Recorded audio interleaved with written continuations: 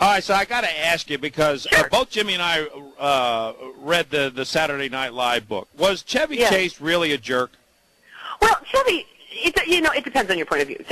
My best work I did with Chevy. He really, you play up to the level of your opponent. You really, he raised the game, but, and I did my best work with him. We had words about a few things. He said a few things, I said a few things, and but I wasn't backing down. When the camera is rolling, or in your case, you guys, when the microphone is on, it's an even playing field.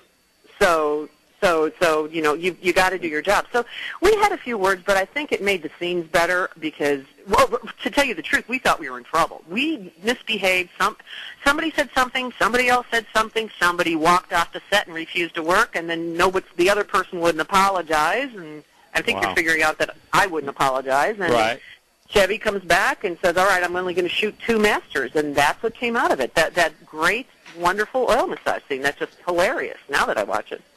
Now, this must have been either the easiest script to write or the most frustrating script to write, because if you're the writer and you write all this stuff and all the ad-lib stuff is the stuff that gets in the movie, I mean, the writers must have either been going nuts or saying, boy, this is the easiest job I ever had. Oh, no, on the contrary. The writers were Brian Dilla Murray, Harold Ramis, and Doug Kenny. Right. And Doug Kenny and Harold were alumni of the National Lampoon variety. So they were all for setting up a good scene. And Harold has an improvisational background, too. He's a Second City guy. So if you set something up and you see it rolling, Harold very often would just come up to one of us, for example, me, and say, just do this. I'm like, what do you mean just do this? He goes, just sit down here and tell Chevy to sing you a love song. And I'm like, why? He goes, just do it. So he would set up the improvised scenes very often. Harold was one of the writers. Brian was one of the writers. Brian played the caddy master, Lou Loomis. Remember the caddy master who was taking the bets? Yep. And now, how many times? They were fine with it. How many times a week do you watch the movie? It would be like watching your own home movies over and over again. Who does that? Unless you're crazy. Honestly, I couldn't watch it. For the longest time, I was like, oh, my God, what did we do? I couldn't watch it. I'm like, oh, dear God, why is Billy going on and on about the Dalai Lama? What is he saying?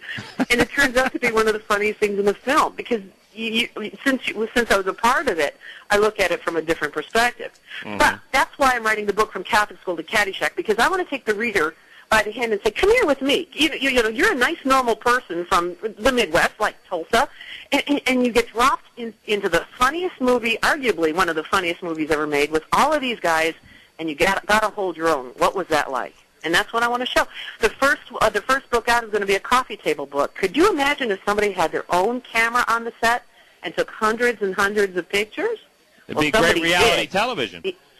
What's that? I said it'd be great reality television right now. Well, instead of reality television, somebody had their own still camera, and there are hundreds and hundreds of stills, so I'm doing a coffee table book. So here are the pictures of me up on the diving board, legally blind, trying to dive. I can't dive, certainly can't. I could barely swim, but I'm up there, legally blind, trying to take that dive. We've got photos of exploding the golf course. It's about a 3-story fireball made out of gasoline. We didn't just blow it up once, we blew it up twice. The next day we came back, painted it green, and blew it up again.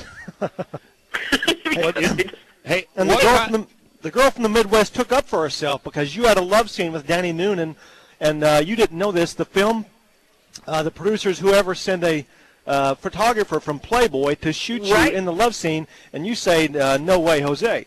Well, here's the thing.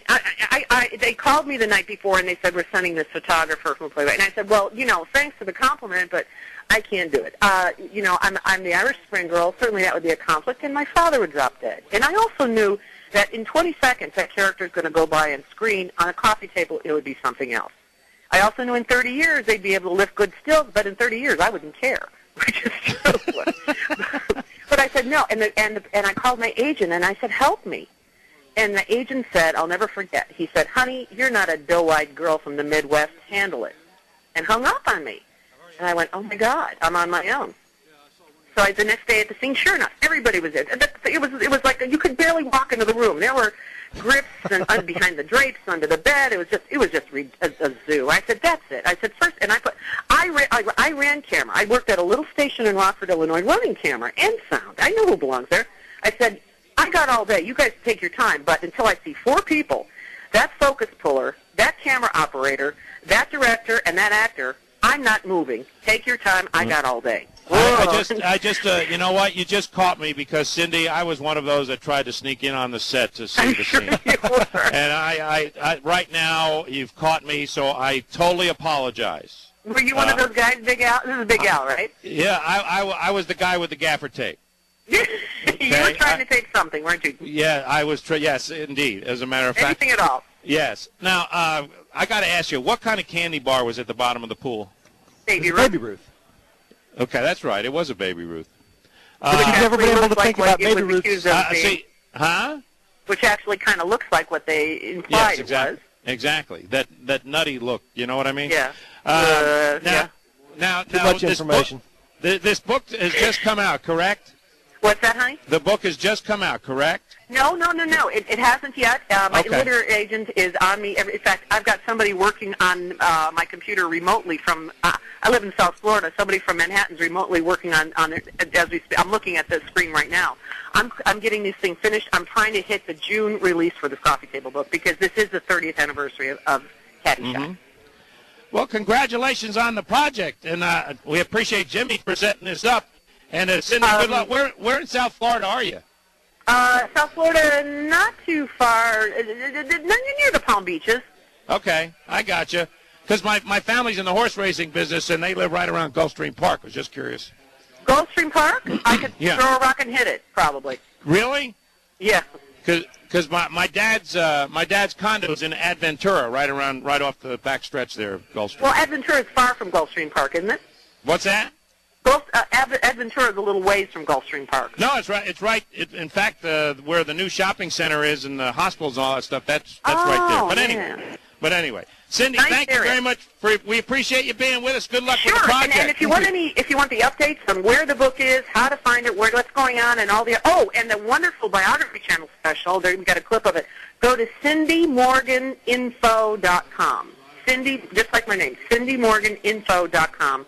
And there's a clip of the Biography Channel special and lots of news, and we'll keep you guys posted on what's going on. All right. Now, Cindy, you have any movie projects in the works?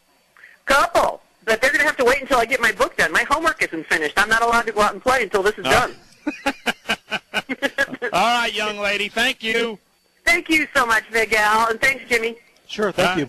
All right, so I got to ask you because